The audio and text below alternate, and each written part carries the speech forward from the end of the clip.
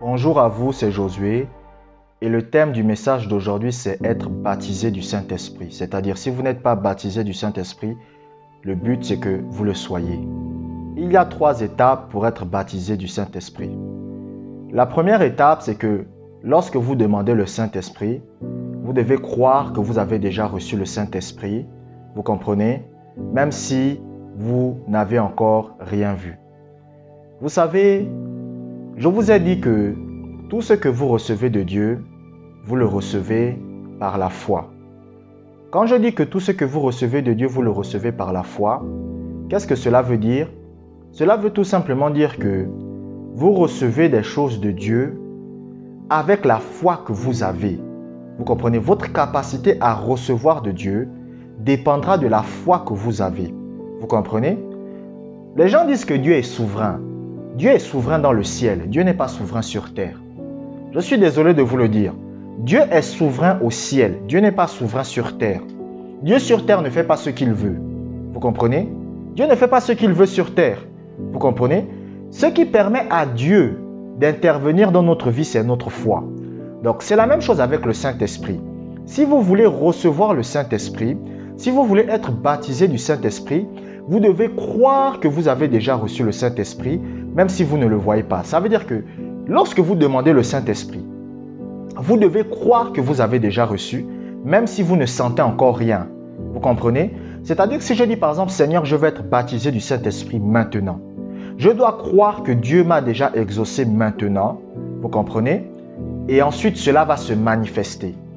Même si vous ne sentez rien. Vous savez, c'est ça le problème des chrétiens. Ils veulent sentir. Mais même si vous ne sentez rien d'abord, vous devez d'abord croire que vous avez reçu. La Bible dit « Heureux ceux qui ont cru sans avoir vu ». Donc ça veut dire que « Heureux ceux qui ont la foi ». Ça veut dire que « Heureux ceux qui croient qu'ils ont déjà reçu quelque chose avant même de l'avoir vu ».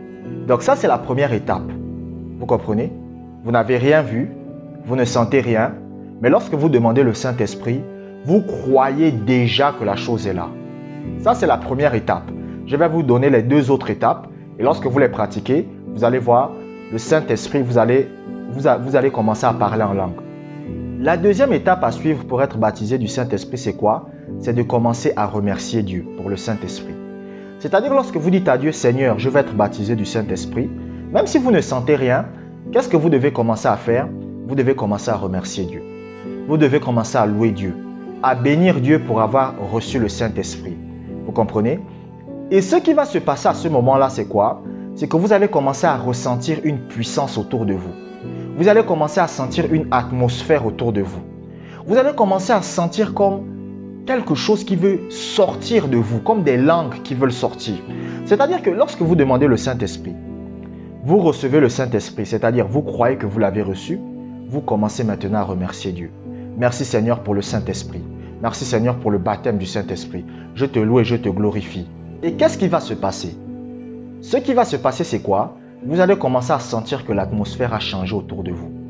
Vous savez, il y a un homme de Dieu, un jour, il raconte que pendant ce temps de prière, il avait l'habitude de louer Dieu. Et il y avait des moments là où il sentait comme une atmosphère. Il sentait comme une puissance. C'est comme si à un moment donné, il ne voulait plus parler anglais. Mais il voulait parler une autre langue. Mais chaque fois, il se retenait de parler ça. Pourquoi? Parce qu'il se disait que c'était peut-être le diable ou quoi. Mais avec le temps, il s'est rendu compte qu'en réalité, c'était le baptême du Saint-Esprit qui voulait se manifester.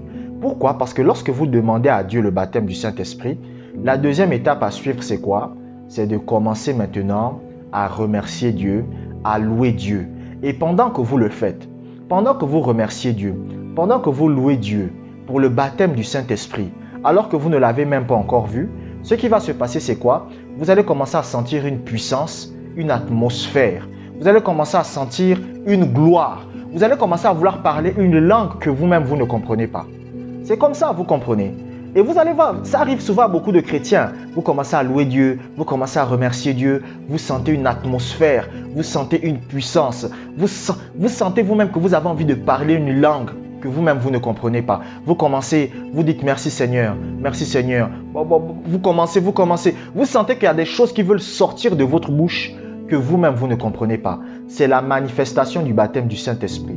Parce que lorsque vous êtes baptisé du Saint-Esprit, Le signe qui montre que vous avez reçu le baptême du Saint-Esprit, c'est le parler en langue. Lorsque le baptême du Saint-Esprit se produit, vous allez sentir une puissance et le parler en langue va se manifester. La troisième chose qu'il faut faire pour manifester le baptême du Saint-Esprit, c'est quoi? C'est de couler avec les langues que Dieu vous a données. Écoutez, je vais vous révéler un mystère ici. C'est pas le Saint-Esprit qui parle en langue, c'est vous. Les gens pensent que quand on parle en langue, c'est le Saint-Esprit qui nous fait parler en langue. Non. Le Saint-Esprit vous inspire à parler en langue, mais c'est vous qui devez parler. Est-ce que vous comprenez? Donc, c'est-à-dire que le Saint-Esprit va inspirer des langues en vous. C'est-à-dire que vous avez envie de parler en langue, vous comprenez? Vous avez envie de prier en langue. Mais c'est maintenant à vous d'ouvrir votre bouche et de commencer à parler. Vous comprenez? C'est pour cela qu'il y a des gens même dans les églises. Vous êtes assis à l'église. Et pendant que vous êtes assis à l'église, il y a la louange. Vous êtes en train de louer Dieu. Vous êtes en train de remercier Dieu. Merci Seigneur. Vous sentez une atmosphère. Vous sentez une puissance. Vous sentez une gloire. Tout à coup, vous avez une inspiration. C'est comme si vous avez envie de parler une langue qui n'est pas le français. Une langue que vous ne comprenez pas vous-même. Une langue inspirée de Dieu. Et ça sort de vous. Vous avez envie de le parler, mais vous vous retenez. C'est ce qui empêche beaucoup de chrétiens de manifester le baptême du Saint-Esprit. Pourquoi? Parce que lorsque les langues veulent se manifester, ils ne coulent pas avec ça. Il y a un homme de Dieu, un jour, il a prié pour une dame. Et pendant qu'il imposait les mains à la dame ne reçoit pas le baptême du Saint-Esprit. Il impose les mains à la dame ne reçoit pas le baptême du Saint-Esprit. Bon, il était étonné. Et après, il a posé la question à la dame. Mais quand je vous impose les mains, est-ce que vous sentez une puissance sur vous? Elle dit oui. Il dit, mais est-ce que vous sentez une gloire sur vous? Elle dit oui.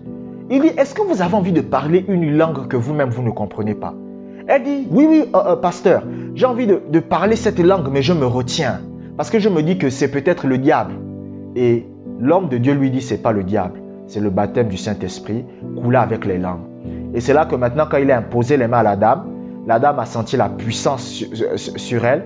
Elle a senti la gloire sur elle. Et qu'est-ce qu'elle a fait? Elle a parlé en langue. Elle a parlé en langue. Elle a parlé en langue. Qu'est-ce qui empêche souvent beaucoup de chrétiens d'être baptisés du Saint-Esprit et de pouvoir maintenant prier en langue? C'est quoi? C'est parce qu'ils pensent que c'est le Saint-Esprit qui doit les forcer à prier en langue. C'est-à-dire que pendant qu'ils sont en train de prier, à un moment donné, ils sentent une inspiration pour les pousser à parler en langue, mais ils se retiennent. Et quand ils se retiennent, ils empêchent au baptême du Saint-Esprit de se manifester. Donc, comprenez ça. Lorsque vous êtes baptisé du Saint-Esprit, le parler en langue se manifestera. Et la troisième chose que vous devez faire, c'est quoi? C'est couler avec le Saint-Esprit dans les langues. Je vous remercie d'avoir regardé cette vidéo jusqu'à la fin. Abonnez-vous pour des prochaines vidéos. Que la grâce du Seigneur soit avec vous.